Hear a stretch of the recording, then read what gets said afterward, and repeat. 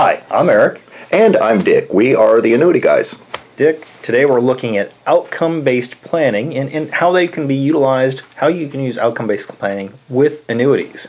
Correct. And Eric, this whole subject of outcome-based planning, let's demystify it a little bit. I mean, let's just talk about what it really is and the type of advisors that folks should look for outcome-based planning. Let's just begin there. Yeah, well, start talking about outcome-based planning, which is simply, I like to think, working backwards from a goal or a target or a plan that in a discussion with the client, you basically have targets for usually income, retirement, those pieces, and working backwards from those goals to basically make sure that the plan is in place to accomplish each of those objectives. Well, in doing that, the first thing that we do is establish a baseline. Yeah. And that baseline is the least amount of money that's needed for annuities. Right.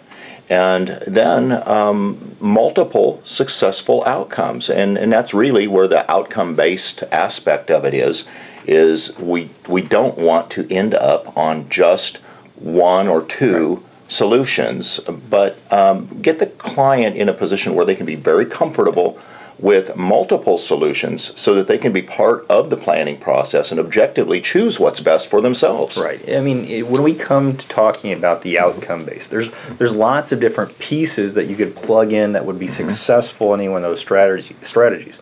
Now, you have to share with the client so that you're engaged and you know the differences between annuity A and annuity B. Choosing an ETF or a mutual fund. Correct. All those different pieces. All of these pieces will be involved potentially in planning. Right. So you want to weigh the differences and weigh the different construction. And make sure the client's aware that sometimes you're trading off. Maybe an extra benefit, a long-term care or death benefit from one product in exchange for a higher income or a higher rating from another product. The multiple points in time when you could start Social Security, when maybe your pensions should kick in, or working your pension into your Social Security, and the timing of turning on your Social Security. So again, like you're saying, there's just all of these different variables that have to be looked at. And we've talked about that foundational income plan. So when you're talking about that baseline, what you're really saying is, let's cover the foundation with that core income, whether it be Social Security, pensions, annuities, some kind of guaranteed income stream, so that come rain or shine, if it starts pouring outside, you've got those core pieces covered. So. Exactly. Well, and when you establish that baseline, Eric, you could come down to the conclusion, folks, that you really don't need any annuities. Now, that doesn't mean that you don't want annuities or you won't choose some annuities, because you may be risk averse. You may just think this is a time in your life where there's no sense in taking chances with the market, the stock market. So there can be some good reasons to still have annuities, but if you determine that baseline first, you know how much you minimally should have. Right. And Eric, I want to kind of go back to, originally we started to talk about advisors, and then we kind of got right into the outcome-based planning.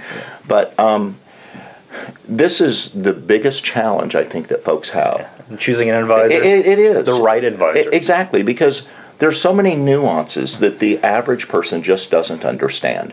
A few of those are the licensing.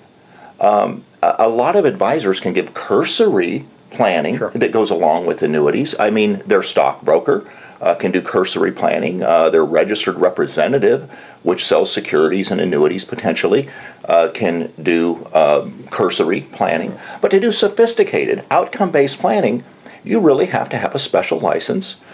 You have to literally become a fiduciary, take on a fiduciary obligation, and you're essentially a fee-based advisor, whether you charge a fee or not. Right, whether or not you actually charge or sell the plan aspect, your skill set says that you are able to do a full outcome-based plan.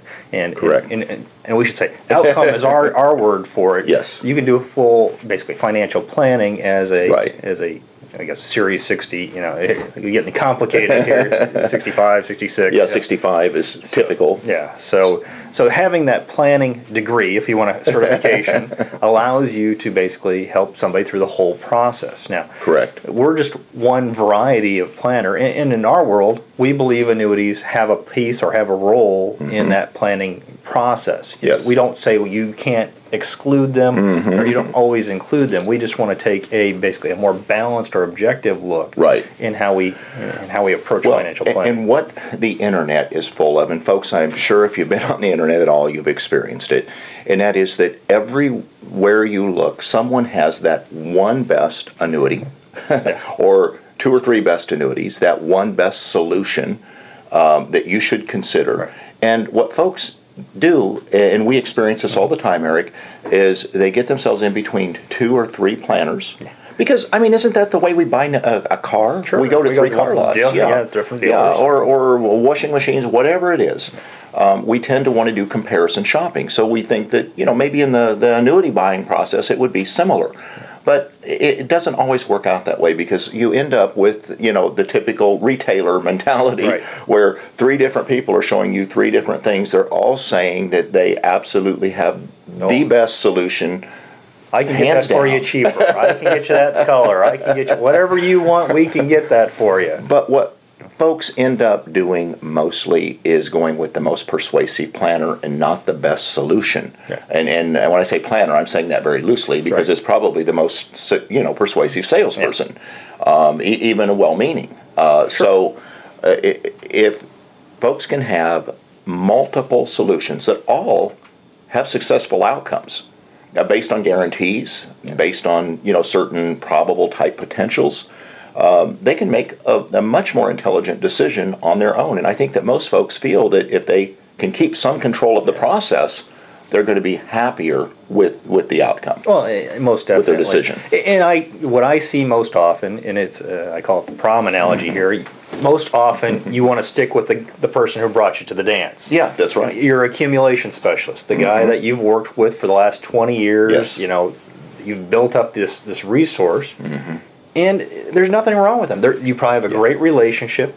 It's the specialty aspect. Would you let your general practitioner, do open heart surgery on you? No, you want somebody when you get to the retirement stage that is basically fluent in working with retirees. You don't want to have somebody that's going to basically just say, well, let's just keep doing it the way we're doing it, because your life does change. I think, Eric, that you kind of hit the nail on the head there. That's the hardest thing in the world for folks to do is to first of all identify the difference between the advisors and realize that maybe they are with someone who's maybe great at accumulation and maybe a little bit skilled at the transition, over into retirement distribution and spending and securing the retirement picture. But again, what we see that is the biggest challenge is when folks come to us and they have worked with the wrong advisor. It could be a close friend, a relative, someone they've been with for 20 years, but they're just not skilled in this skill set that we're talking about. Right. The shift from savings to spending is a major mental leap for a lot of times for the advisor as well as the client. Yes. And if the advisor's not buying into the fact that you need to start spending money, it's tough for the client to embrace that and start to really make those plans and take that plan forward, because nobody's buying into this is the way we need to do it. Right. And just to take it into maybe a little bit more of a practical realm, the vast majority of advisors just don't have the access they need. Sure. It used to be years ago, going back, I guess, maybe 25 years, 30 years, it was a lot about captive agents, so that you worked for one company, everything fit this one company's product. Right. You had one product you were going to sell no matter what. Right. That was the solution. This is the product. Sure. You're the Prudential guy, or the Allstate guy, or State Farm, whatever. And today, we've moved away from the captive, we've moved to the independent, but what a lot of folks don't understand behind the scenes is that we have field marketing organizations. In those field marketing organizations, though they may represent 20 products, they really focus on 2 or 3. Yeah, it's the new way of being captive almost. Exactly. In the sense of saying, if you work for one field marketing organization, then you have that tie. Well, it's the same thing. It's the same thing as being captive to that one group. So in our minds, you don't just basically align yourself with one back office team. Exactly. You take multiple back offices so that you have a greater access to more variety of products, and you're truly looking for the products that meet the client's needs rather than that stream that you have to sell from one channel. Yeah. I think, Eric, one of the keys, and we've said it many times before, when you're choosing a good retirement advisor, referral is so important. Yeah, you want to know who you're getting, and you want to know that they've had success with somebody else. Right. You don't want to be the test pilot.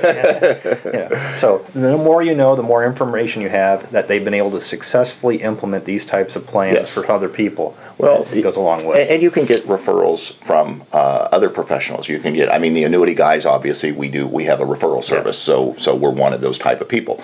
But an attorney, CPAs, yes, exactly.